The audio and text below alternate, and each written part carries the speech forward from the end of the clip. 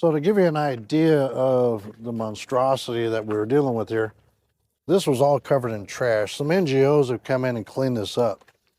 But what I would find down here is all these identification cards and passports. Mm-hmm. I picked all these up myself. Just in the dirt out here? Just on the ground. And we might find some again today. But see, these are individuals that have fled countries of violence, then gone to another country, been allowed to stay there. That's what a lot of these green ones are. They've been allowed to reside in those countries and work and live. But that's not what their original intent was. Their original intent was to get through that country to get to the United States. So they discard their passports, their ID cards, and they portray themselves as somebody different from their original country of violence. So it's a game. So we share all this with HSI. So every one of these have been shared with our federal government. But this is just a small snapshot of what I've picked up down here as far as passports.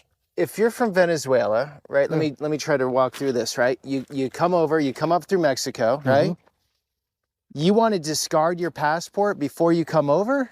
Yeah, because everything's given to you here. Okay, what happens if you come over with your passport? They're going to say, well, for some now, they're allowed to stay. Some are allowed to stay. Yeah. Okay. But those individuals have already reestablished residency somewhere else. So maybe it's a Venezuelan that lived in Mexico for 5 years. Or a year. Or a year, okay. And their ultimate goal was to get here.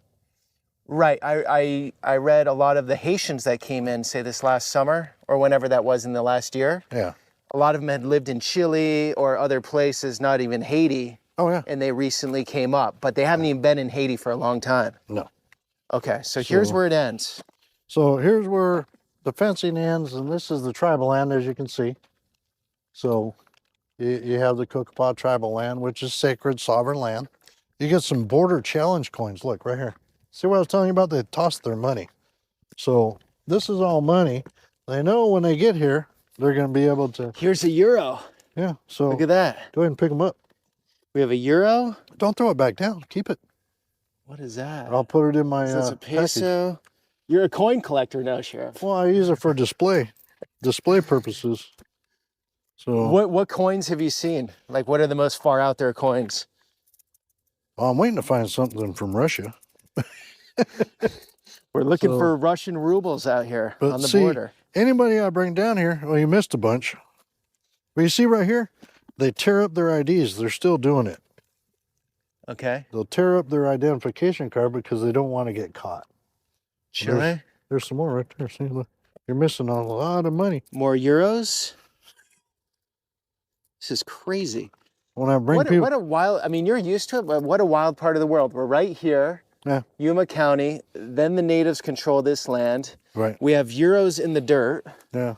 And Russians and 140 nationalities getting through here some way, shape, or form. Oh, yeah. Here's some more right here, look. See, more IDs tore apart. Okay, so they now, just if you put this together, the IDs. See, if you put this together, it'll have all the information you need. So why do they do it right on the border? Why don't they just do it like way in there? Lord only knows. Toothbrushes. Yeah. So it's not an eco-friendly bunch, but that's the last thing on their minds, obviously, trying to get into another country. I mean, you look at some of this trash, I can show you pictures where all of this is just covered in trash, this whole area. But luckily, an NGO came along and cleaned it up because they knew senators were coming. And because the senators are coming, you got to sanitize before they get here to make it look like there's not really a big issue. Because you come here now and you're like, yeah, there's no issue. There's no one trying to get over. Yeah. But you're saying it pulses. Like you have the tent set up there. You had a big rush here. Now it's somewhere else. Now it's moved. We had the guy that we ran into down there, obviously. Yeah. This guy's got a full ID here. Oh, look, there's all kinds of them right here. This guy's from China. Yeah. That's what I'm saying. I'm going to be devil's advocate for 1 second. Ready? Go right ahead. Just go along with me here. All right. We're a country of immigrants. Right. We all came from somewhere. Right. And we need immigration. Correct. You know, we need a workforce. Okay. We need brains. We need talent. We need work.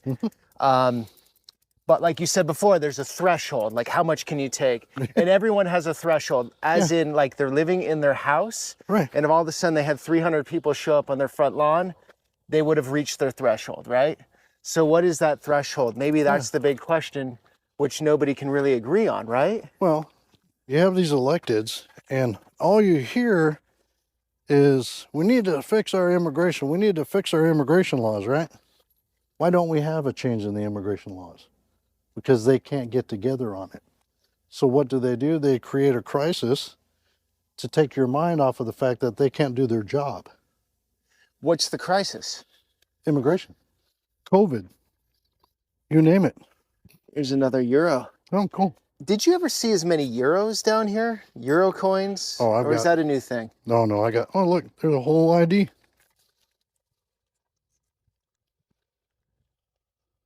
Nigeria? Where's that one? Peru. Peru. Oh, look, more. Jesus. See, they don't. So do they find it easier over here, obviously? Well, yeah, you can walk right across here. Look, here's some more. It's blowing right at you. It's snowing currency. You know how much? Too bad this isn't worth anything. Well, over there it is.